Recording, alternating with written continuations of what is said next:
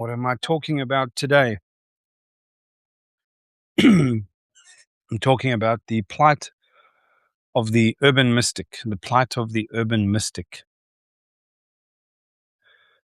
So, carrying on from yesterday's conversation, the register that I'm speaking in will it will sound like music to some people's ears. They'll hear what I'm saying and go, oh my gosh, that is good language. That's a good archetype. That's a good description of the reality that I'm living with and walking through. And some folks might listen and go, what the hell is this guy talking about? I noticed that I care about things in the world. I care about my work living in the world. I care about my personal journey. I care about the ways in which I can show up for my family and my life and my friends and my community and what I see as my people. If you're an earthling, I see you as my people. And I care about that. I care about us all having a better reality to live. I care about the kind of reality which we're creating that children will inherit from us, and new souls yet to open their eyes to the world will inherit from us. I care about such things. But there's so many ways to speak about that care. Political astuteness, wisdom, maturity, philosophy, esoterica, mysticism, parenting, relationships, personal development. There are so many ways in which we can have that conversation. Hello, Zoe. And I'm realizing that unless we kind of ring fence and isolate the person who we're speaking to, the persona, the sameness in me and in you, that I'm trying to say too many things to too broad an audience, and the essence and the beauty and the meaning of what I have to say just becomes diffuse and becomes lost in the noise of every other kind of noise. And so this is kind of hearkening back to the previous arc that I was talking to called Finding Voice, which is this idea of archetypal voice, that if you care about something, that's your why. And if you connect to that and you speak from that place, and then you speak to the person in the world that you believe will be resonant with that invitation, that gift, that insight, that bit of excitement, that bit of wonder, which we can work on as writers, then now suddenly we have this connection. I know where I'm speaking from, and I know who I'm speaking to, and then that's the direction in which I speak. So in this conversation, I'm speaking to the urban mystic because I'm speaking from that place of wounding and invitation and profundity and meaning and the context of that journey, and I'm speaking from that place. So to realize how I'm speaking to you and to recognize yourself in that register, this is what an urban mystic is. I'm going to fix the light here quickly. It's too bright in my face. And a mystic in general is somebody who has a profound longing inside of them. The way I say it most easily is I have a longing to see and to be seen. And I mean seen in an archetypal sense, in a profound, deep sense with a big letter S. To touch and be touched by, to belong to search after something which by definition is not accessible in the ordinary world, in an ordinary life. It's something beyond what we can touch and what we can reach. It's something beyond what can be easily described. And it's not to say that we can't put efforts into describing such, because that's what poetry and mystical writing is. That's what art is in many ways. It's to point to something and try to describe through mediums of how it makes us feel and what we notice about it. That invitation or that conversation with that something other, something beyond us, right? That's fundamentally what a mystic is. And to be a mystic, there's a monastic context. You can withdraw yourself to a brotherhood or a sisterhood or a fraternity like an ashram, where everybody is engaged in a similar kind of project that makes room for the space that you need, for all of that reflection and all of that interiority, something that can hold you in that. Or some people become anchorites or anchoresses, or they become hermits, or they become weird forest women, or there's different ways in which we can withdraw ourselves from community, from society, from hustle and bustle, from the mundania of the world, the oppressive ordinariness. Because there's something beautiful about an ordinary life, but there's something profoundly sick about the ordinariness that we have constructed as modern human beings. Jiddu Krishnamurti said, it's no measure of good health to be well adjusted in a profoundly sick environment or a profoundly sick society. And our society is profoundly sick. Are there still beautiful things? Yes. But the relationship that we have with our potential, the relationship that we have with our tools and our empowerments, the relationship that we have with our blessings of nature and ecology and abundance and natural resources and sunlight and wind and water and food and animals, a relationship that we have with ancestors who we owe everything to, in some sense, without which none of us would be here.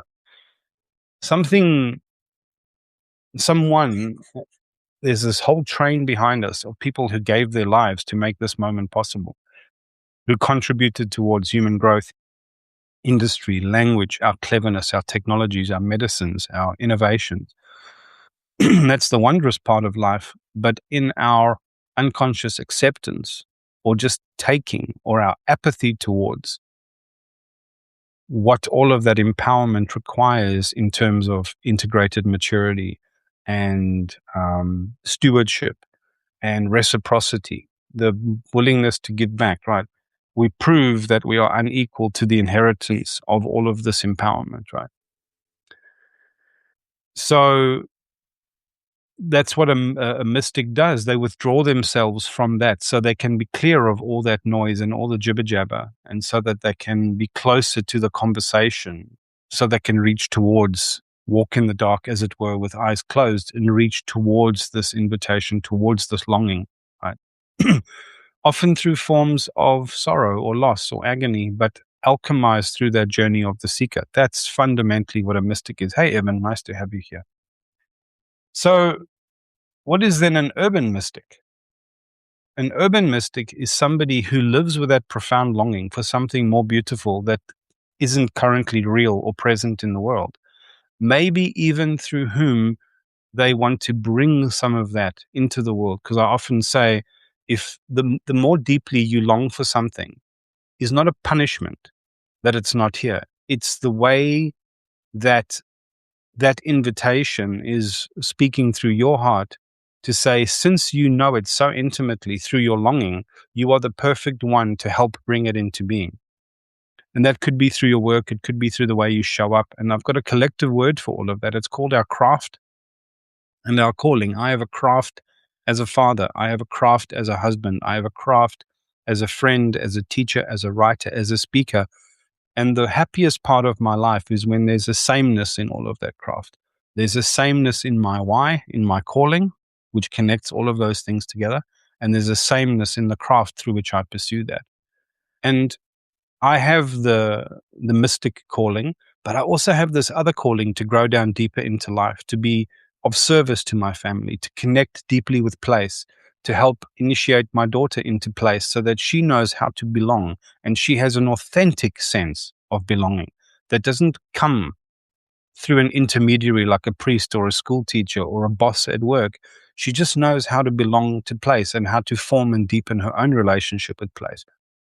And we can't go and get the beautiful piece of land with the idyllic community that we're looking for. I have to make it work here because this is where our life is, and I don't have the way to bend against the currents of my life consistently and incessantly. To do so would be to rob my wife and my child of the way that they are connected to their lives. So I have to make it work here. I have to make this mystic project work in an integrated way with this other calling that I have to show up as a father and show up as a man and show up as a brother and a citizen of this world and show up as a civic philosopher and show up as a teacher and a decoder of esoteric wisdom and ancient wisdom systems. Hey, Gary. So that's what an urban mystic is to me. It's somebody who wants to hold those two impossible callings, but honor them both in an intelligent, skillful, balanced way that enriches both projects and makes them both possible from where we are. Hello. Is there anybody on the call that has any questions or comments on the plight of the urban mystic?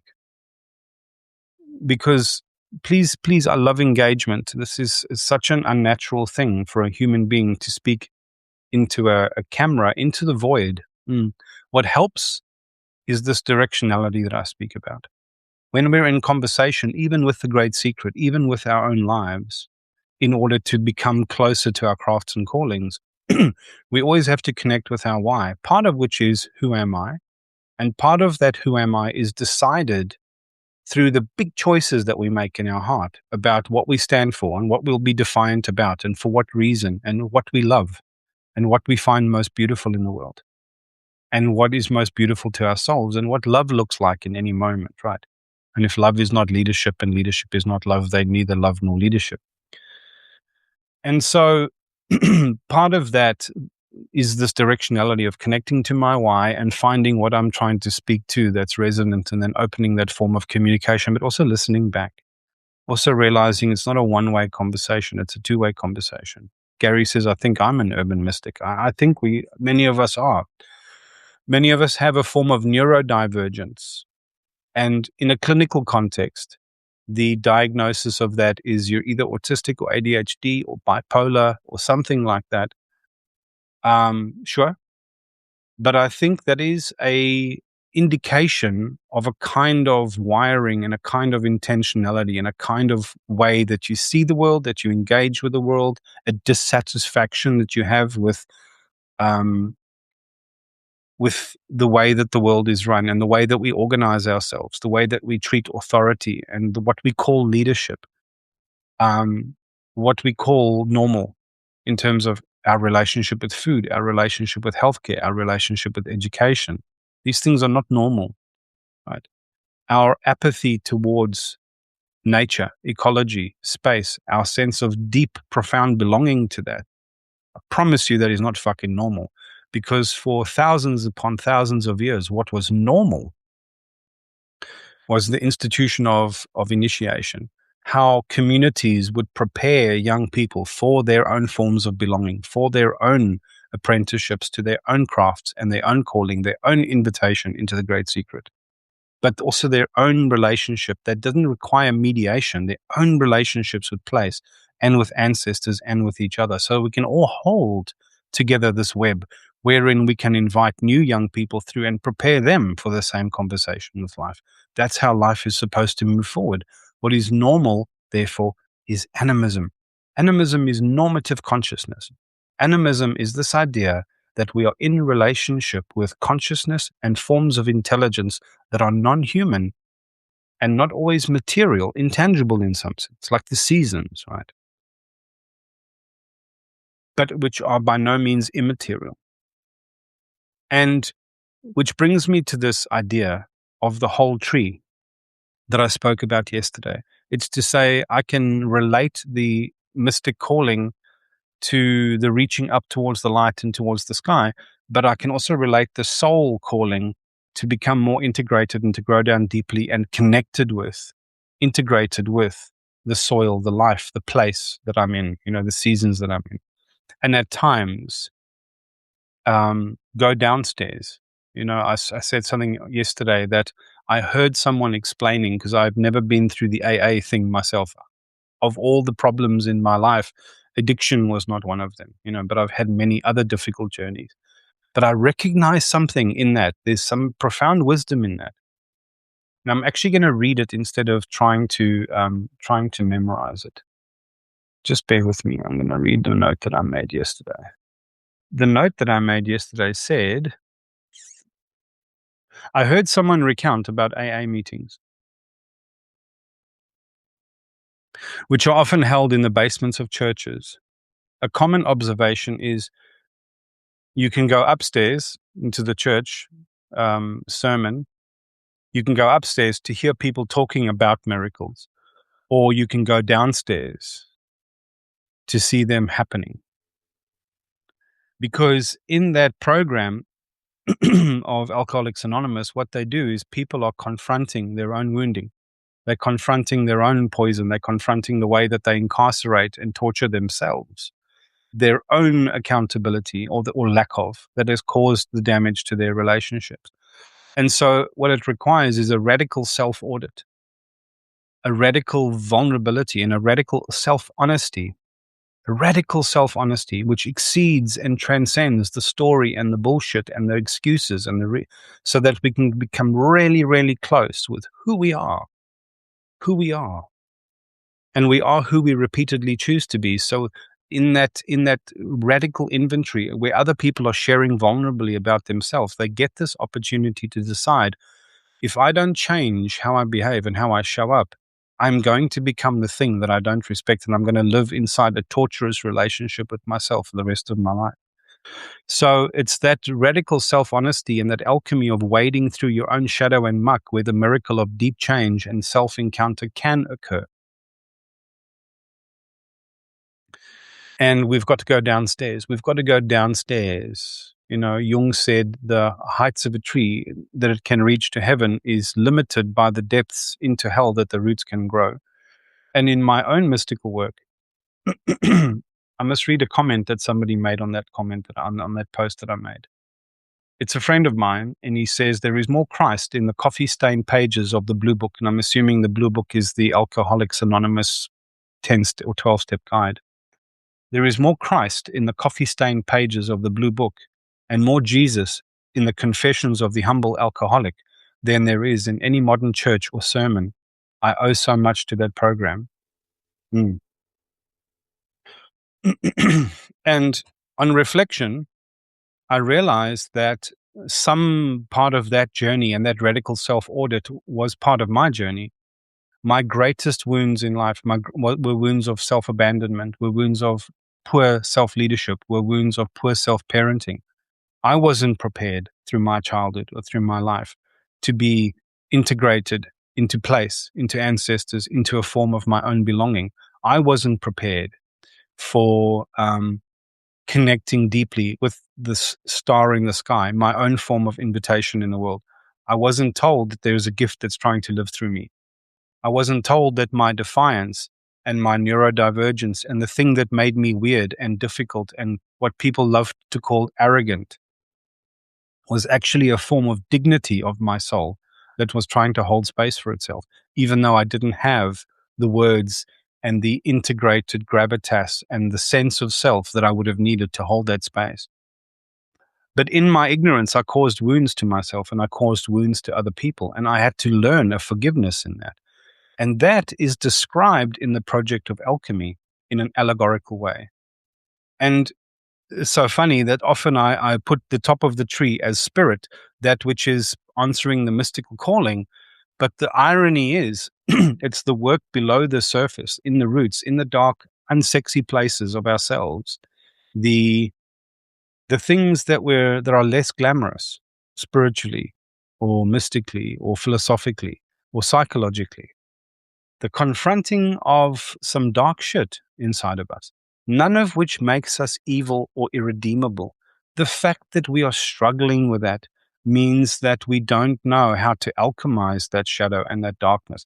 It's not our job to deny it and cut it away and burn it and eviscerate it. It's our job to alchemize it and to fold it up into the light. And we do that by becoming the container that can contain all of that. The distortions. Tell us what you mean, Sihak, Atalia, and Or.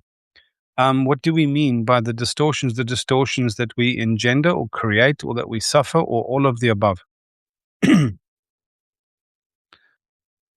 So while I wait for that answer, to me, the urban mystic has to find a pathway by which to do that.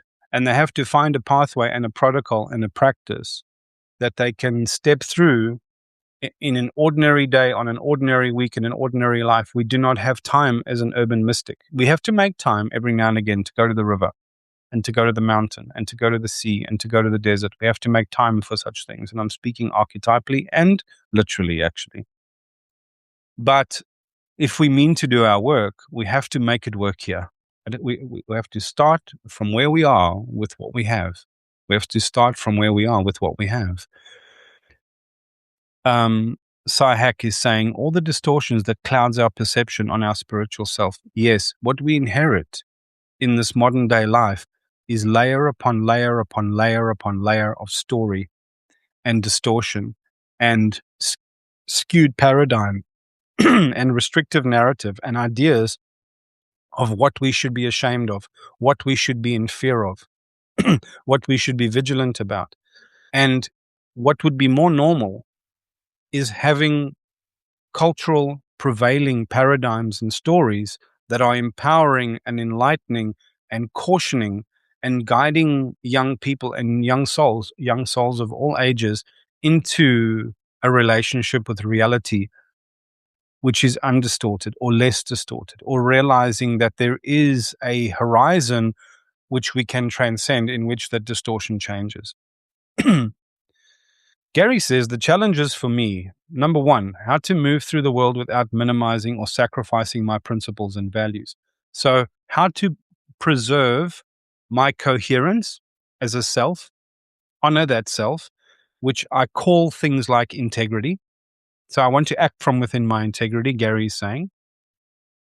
And number two, to find the career that aligns with those principles and values. In other words, how do I be of service to the world? How do I engage in a form of craft and calling that can give me an honorable place in the great web of life, in the great family of things, wherein I can be of service and I can feel good about myself and I can give of my gifts in a powerful, meaning way, but also be rewarded through that which I find most beautiful inside myself. I want to be of purpose. I want my being here to have meaning. And I want to sing for my supper. And I want it to be a good song. And I want to fill people's bellies with the bread that I bake. And I want people to be healed by the medicine that I go collect in the forest. And I'm speaking archetypally and metaphorically, but this is it. This is what Gary wants. Especially the current state of the world. The good news is, Gary, even though there's a tiny, tiny handful of us here, this is not a numbers thing. It's not a quantity thing. It's a quality thing. It's a quality of essence and resonance. And what I am here to do is to tell you what I have done and what is possible, explore what I know, what I've seen, what I've discovered, and get resonant voices in to start contributing to this conversation, because not everyone is going to be able to pick up what I'm laying down or do things the way I did it. But I read something very interesting yesterday. It said, Buddha achieved his enlightenment by going his own way. And then he recounted what he had done. And then he suggested people do what he did. He didn't suggest people follow his exact method. He suggested they also go their own way. And all he was doing was sharing the medicine of his insights, his wisdom, his practices, right? Which every now and again you get somebody that comes through in the world that distills things in a very powerful way that has a lot of resonance with a lot of people. But it should not be lost that we are always to be the stewards of our own journeys, right? This is all about self-leadership. This is all about self-discovery.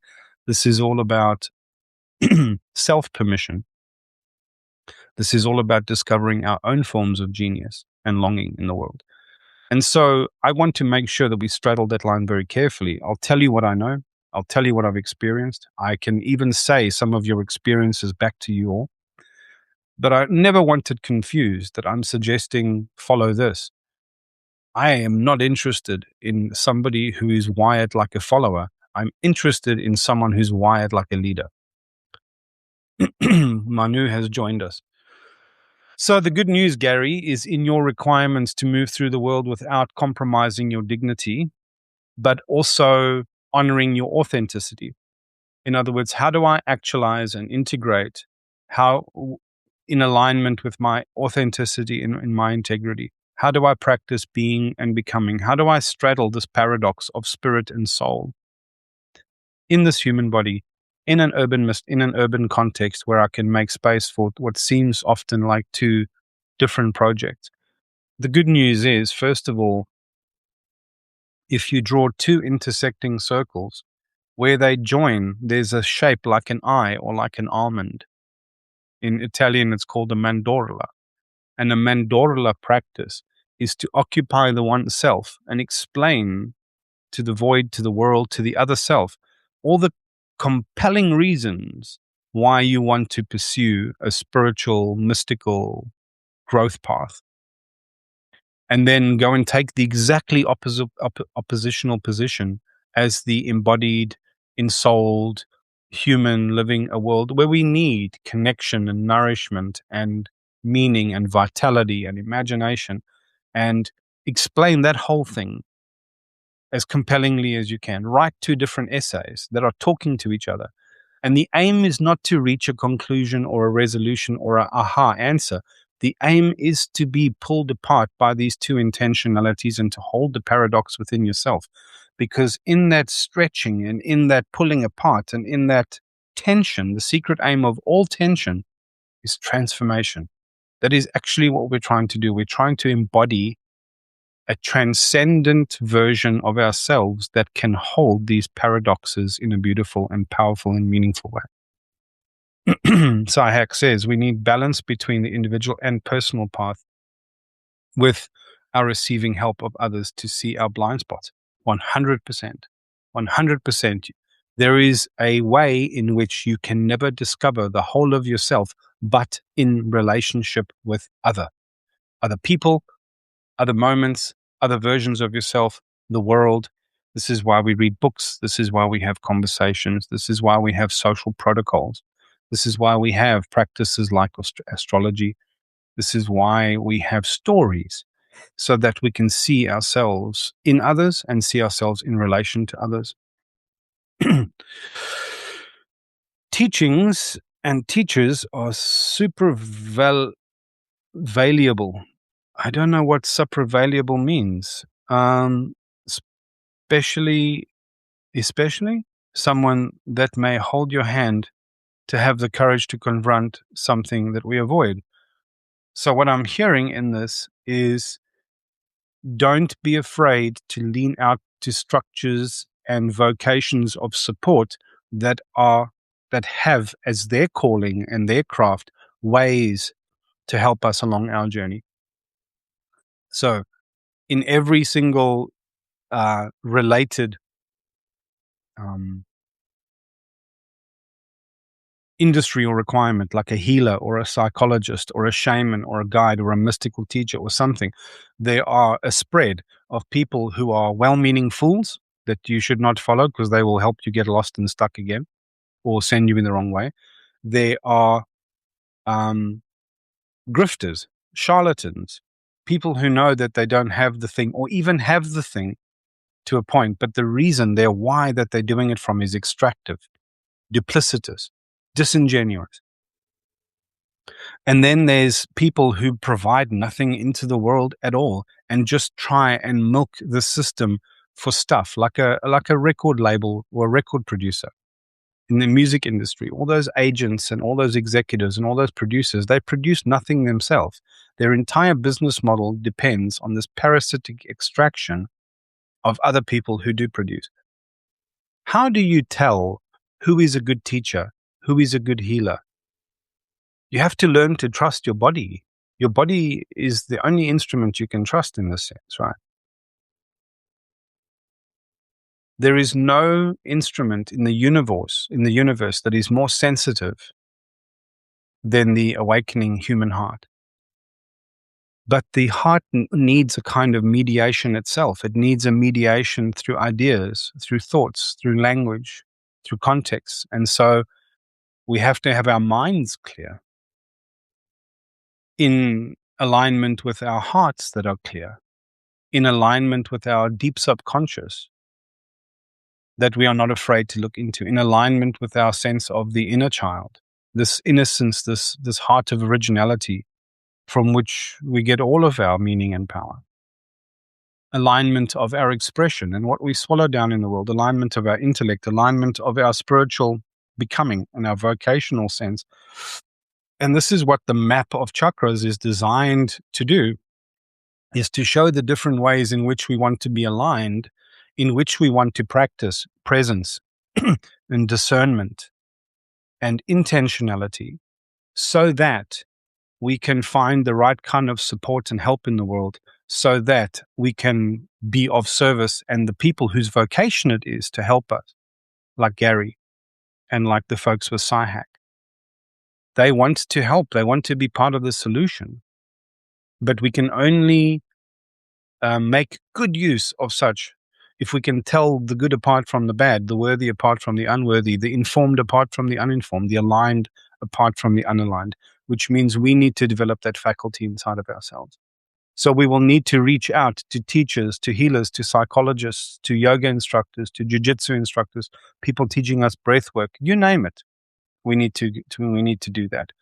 But we need to be selective, because in this one human life, we can be bombarded by so many offers and opportunities and fake teachers and good teachers, and we can't tell the essence from the noise. The noise to signal ratio is so high, which is why you need to start practicing a bit of a balanced approach to your diet and eating and food making, and your relationship with it has to change. Your relationship with sleep has to change if you mean to hold both of these polarities of the mystic and of the soulful operator.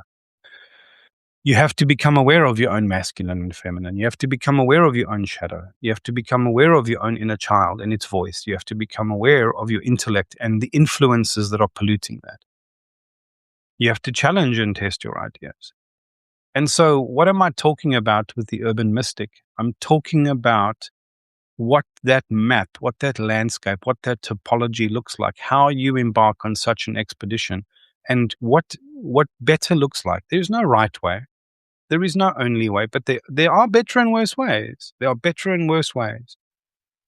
We can be more and less aligned. We can be moving at a pace that suits us, or we can be moving at a pace that is either too slow or too quick for us. There are better and worse ways. Yeah. One thing that I look on a teacher or coach is, beside wisdom, honesty, and humility, that they openly share those aspects that are hard for them. Also, sorry for my English, well, also vegan. I don't know how that fits into things. And I'm definitely not prescribing that everybody become a vegan. I'm prescribing that you develop a relationship with your food and with the ecosystem that you can make a sense of, that is healthy for your body, that is healthy for the world, and can find some sort of equilibrium and some sort of integrity and sanity and authenticity. And it can evolve over time. We don't need 9 billion perfect vegans. We need 9 billion people who are trying to live more consciously through their stomachs. That is the first step to coherence, of not being part of the suffering of other human beings, innocent baby animals. I agree. We can't all make that instant transition without suffering in our own health and wellness. And we need to find ways that are sane, sustainable, achievable. I have treated clients in my practice over 7 years whose lives have been utterly ruined by eating irresponsibly, because not only did they try to be vegan, they didn't know what good quality vegetarian and vegan food looked like.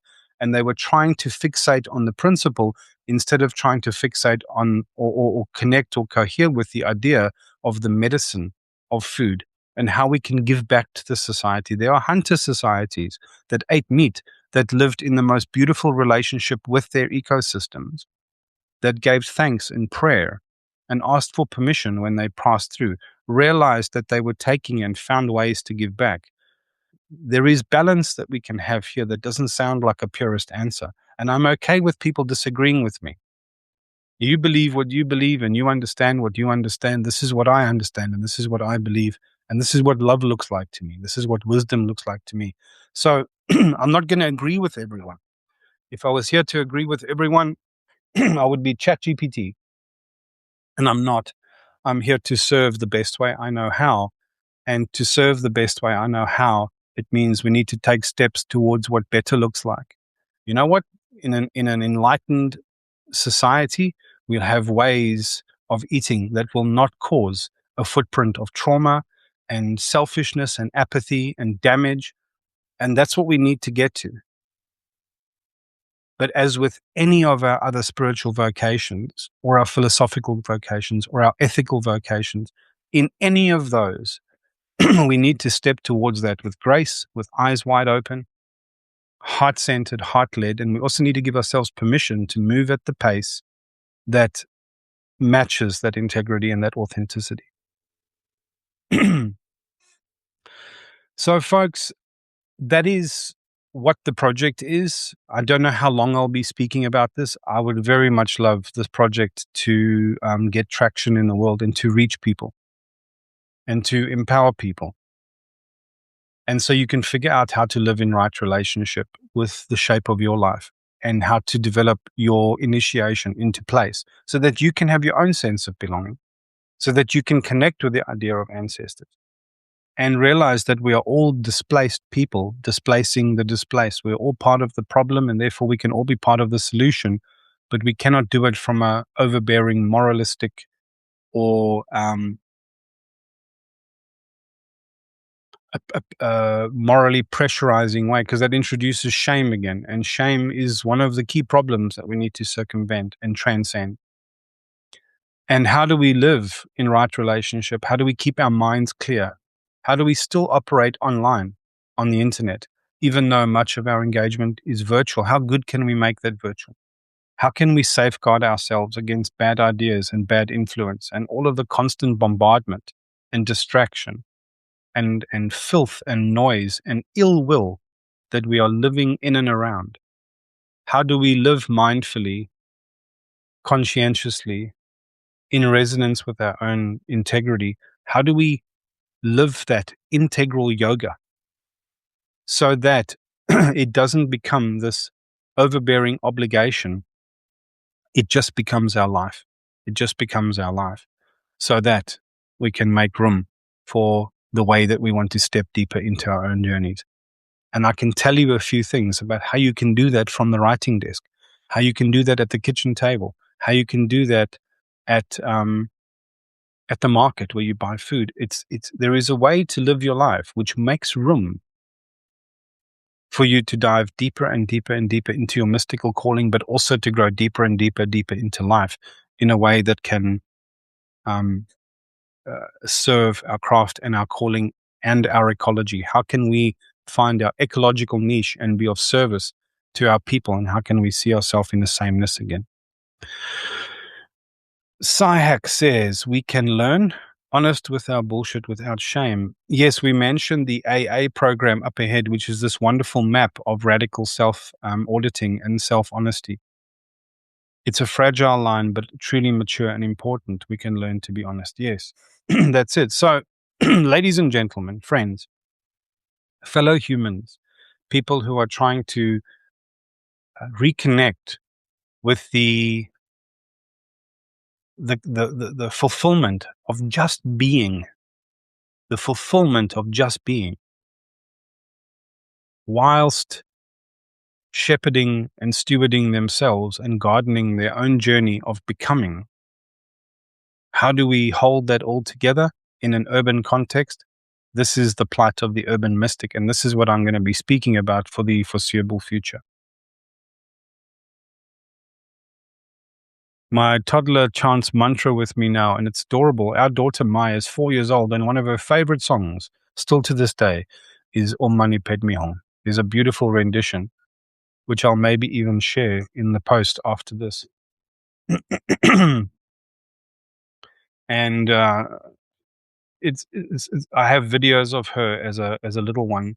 It was the first little song she was dancing to and singing along to, and she still requests it for 3 years later as a 4-year-old, even with her exposure to pop music and the music inside of her favorite movies.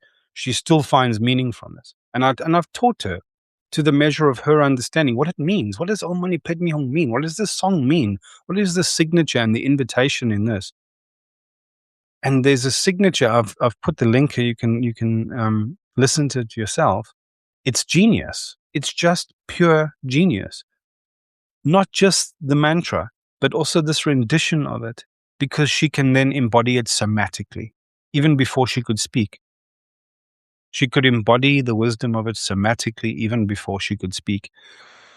There is such wisdom that we can raise the innocent infant, the childlike, the ignorant in us and lift it up through such powerful technologies and such powerful forms of guidance and such powerful forms of knowing. That is what initiation is. I'm not telling her what to think or what to believe. I'm letting her be in relationship with that invitation so that she can feel it, right? That's what we want to facilitate for our whole selves and for the people that we care most about. So we're on the 40-minute mark. Ladies and gentlemen, I'm very interested in questions, in challenges. This is the challenge I'm having. This is what I'd like to do. This is what's not working for me, because this will become the materia that we alchemize into our philosopher's stones and our elixirs and our panaceas. Yeah. And my aim is to take all of the esoteric maps that we think are something else and demystify them. The Kabbalistic tree of life. It's a lot more simple and a lot more beautiful and a lot more invitational than anyone else is talking about. It doesn't have to be so complicated. The Hermetic principles. These are your birthrights. How this is all congruent with Taoism. How Zen fits into this. How the Buddhist non-dual practice fits into this, because the Buddhist non-dual practice and tradition doesn't really talk about the mystic's vocation. It doesn't talk about actualization and becoming. It just talks about like letting go of all of that. But not all of us are called in our Dharma to let go and surrender. We're called to refine that and to become part of the thing that drags humanity forward into its own golden future. How does Kabbalah fit into this? How does alchemy fit into this? How does Gnosticism explain this? There's a sameness in all of these maps. How do we make a sense of that? How do we distill it and decode it and demodulate it? And how do we upgrade our language sets, our archetypal language, our ability to arrange reality and truth and meaning? How do we upgrade that so that we can access the resonant sameness of all of that, so that we can enter more deeply into the conversation, so that we can distill our own signal and remember? How can we remember? How can we remember? And there's this weird relationship. Remembering suggests something that was always ours. And yet there's also a thing in which I want to lean towards a mystery and be surprised, where part of that is a remembering, but part of that is a wonderful discovery. And both are on the table. Gary says, Zen speaks of responding according to circumstance, not shying away from the world, but facing it directly and skillfully. And that is where Zen insight is demonstrated. Yes. And there's even more ways in which that Zen project becomes coherent and instrumental into this project. And so there's a room for mindfulness. This is the simplest way I can explain. Our breath work, our yoga, our meditation, our mindfulness practices, our vipassana, our dzogchen, our mahamudra, our practices of Advaita Vedanta, our non-dual traditions, they are necessary technology to help us connect with, and there's not a better word than this, but it's not the right word, identify as the everything, the all, the non-dual, that into which all paradox and dichotomy effortlessly reconciles. And for many of us, that's the finish line. But for the urban mystic, that's the door. It's the beginning. It's the door that we step through in stillness, in that composure, so that we can be in profound relationship, intimate relationship with our own form of genius, with our own invitation in the world, with our own answer to the question, who am I? So that when these moments of decision come up, we can plumb the heart and the soul and our truth and make the kind of choice that determines who we are and live with that, because every such form of choice requires an enormous surrender, an enormous cost of something. Yeah. Like the husk being separated from the kernel. It's not that the kernel just feels that whole exercise as liberation. When the husk comes off the grain and the kernel is released, that is a painful exercise. It's called threshing. How do we choose that threshing? How do we choose that threshing and then identifies the kernel that goes on, not just be ground into flour, to be baked into bread, to go wash into the great everything. Some of us are called to be something, to be a seed that gets planted into the ground, to become a forest.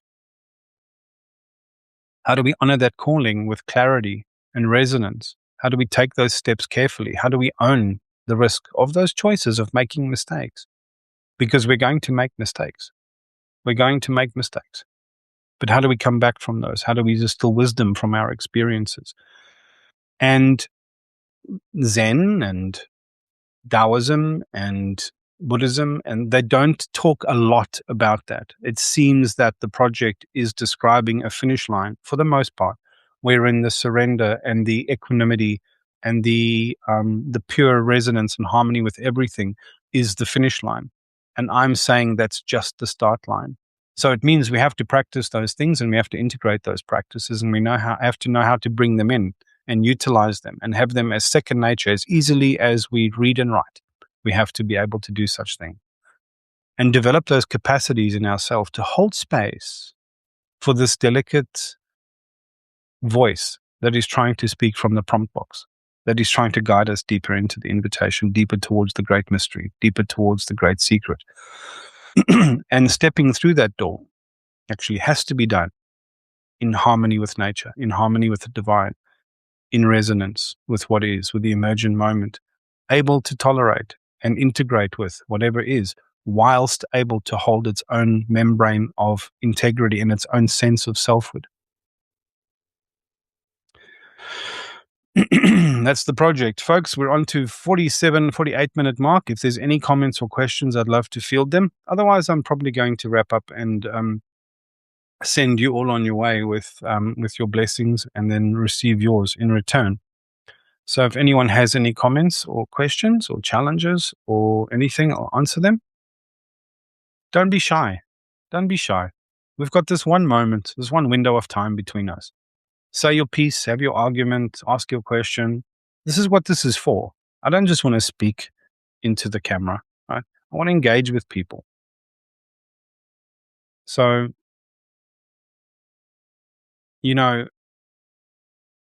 there might be nothing. Everybody here might be whole and complete and might have all the answers that they need. And it's not even to say I'm going to have the answers. But speaking them out loud might make me think about them, might change this conversation. Whatever is coming through, speak it out, and then we can shape the conversation as it goes. And also what you can do is, as I post these, or on notes or on chat, just hit me with questions, hit me with challenges, hit me with conundrums. Tell me, what is the urban mystic's response to this challenge or this question or this problem? The vegan one was a good one. That's a difficult one to talk about. That is a fucking difficult one to talk about, because ethically, we have no right to be treating other creatures that have their right to being in a way that neglects their right to being. It's fucking insane. It's pathological, right?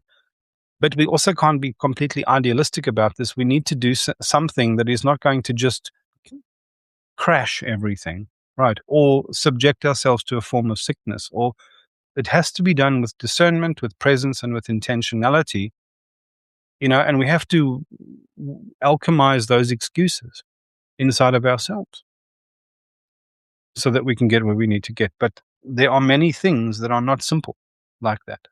And it's those not simple ones that I want to talk about, where shame lurks, where the prevailing wisdom and spiritual wisdom and philosophical wisdom is puritanical or idealistic or all about virtue, or Stoicism is so fucking confused, so confused.